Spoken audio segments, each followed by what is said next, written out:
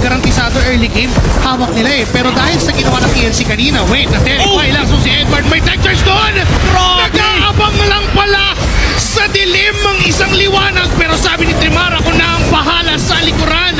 Pero pag ginamit ang tech charge doon, nakinopya lang. Pero AOG. hindi na naabutan. AOG na binitawan. Sak na may naipit sa gitna na ng laban. Apat na tao.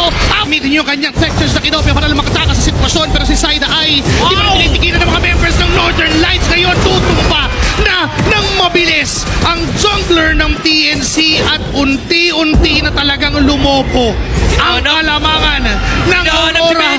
Nakita pa si Penny, tinas pa yung Hunt of Bow at wala nang matakbuhan. Pero ngayon na merong Lord dun sa baba, kasama ni Doming Kite, tila ba alam na ng Aurora na, Meg, ikaw nang bahala dyan, kami na lang dito sa Ayan gitna, na. ito na yung wall. Si Chakno may ipit doon sa pagitan ng mga members ng Aurora at nung pader. Pero yung baba, napasag na ng mabilis. Mapa-first down naman yung Lord. Pero mukhang pipilit ang Aurora sa gitnang bahagi ng mapa. Una number 2, pero sabi ni Trimar ako nang mauuna. Lance Smasher Flicker. Pero mukhang naipit sa mula kay Light.